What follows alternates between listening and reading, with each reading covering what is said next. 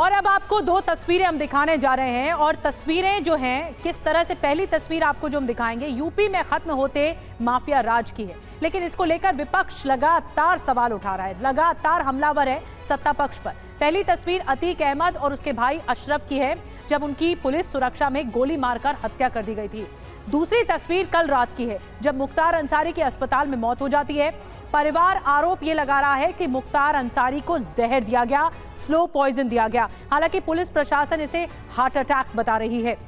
इसके अलावा बड़ी खबर एक और आपको बता दें जल्दी से, मुख्तार अंसारी यूपी का वो बाहुबली था जिसकी जो तूती थी मऊ गाजीपुर से लेकर लखनऊ तक बोलती थी। जिसने भी मुख्तार से दुश्मनी मोल ली थी उसका नामो निशान मिट गया। यहां तक कि प्रशासन से जुड़े अफसरों ने मुख्तार अंसारी पर एक्शन लेने की कोशिश भी की तो उन्हें अपनी नौकरी से हाथ गंवाना पड़ा। पूर्व डीएसपी शैलेंद्र सिंह जनवरी 2004 में वाराणसी में तैनात थे। शैलेंद्र सिंह ने बीजेपी विधायक कृष्णानंद राय की हत्या से पहले मुख्तार अंसारी के जो खरीदने का राजफाश किया था, यानी पर्दाफाश किया था, उनसे जुड़े हुए कई राज उन्होंने सामने रखे थे। उन्होंने एलएमजी बरामद कर मुख्तार अंसारी पर पोटा भी लगवाया था। आपको ये सुनवाते हैं कि पूर्व डीएसपी शैलेंद्र सिंह की आंखों देखी उन्होंने क्या मंजर देखा था, किस कदर मुख्तार अंसारी खौफ का दूसरा नाम था। शैलेंद्र सिंह की जुबान से आप खुद सुनिए। देखिए, मैंने जैसा पता है सबको कि लाइट मशीन गन रिकवर कर ली और पोटा कानून उस समय एग्जिस्ट करता था तो मुख्तार पे पोटा लग गया था। और पोटा कानून बहुत ही हीनियस क्राइम पे लगता है, देशद्रोह के कानून पे लगता है। और लाइट मशीन गन भी आर्मी की चुराई हुई थी जम्मू कश्मीर से। तो मुख्तार बहुत बुरी तरह फंस गया था।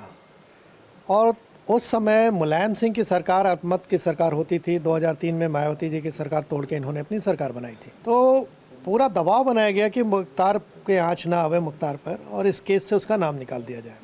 हमारे वरिष्ठ अधिकारियों के माध्यम से बार बार हमसे कहलाया गया, हम तक ये मैसेज दिया गया कि आप मुख्तार का नाम निकाल दीजिए। तो मैंने अपने वरिष्ठ अधिकारियों से कहा कि सर, आपको भी मालूम है कि एक बार एफआईआर दर्ज हो जाने के बाद कोई बदल नहीं सकता है, तो आप लोग ये कैसे मुझसे उम्मीद कर रहे हैं।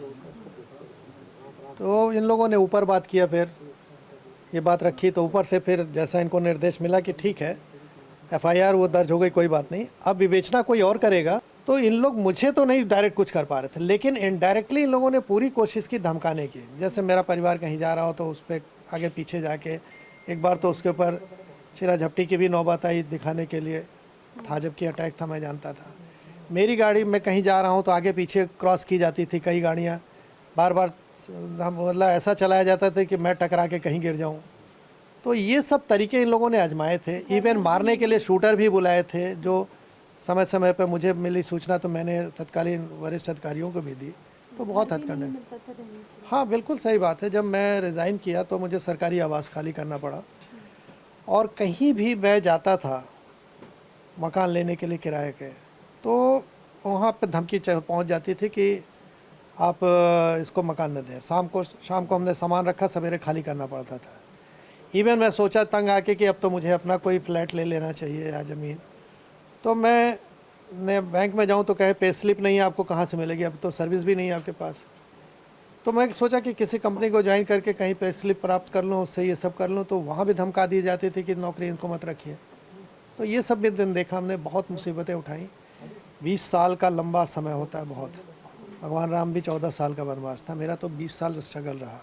अब जाके मुझे इस बात का संतोष है कि नहीं, सच की जीत होती है। जो बुरा कर्म जिसने जैसा किया है कर्म उसके सामने आएंगे। हमने अच्छा किया है तो मैं आज आपके बीच में बैठा हूँ, और उसने जो किया है आज उसके कर्म उसके सामने हैं। और शैलेंद्र प्रताप सिंह को आप सुन रहे थे।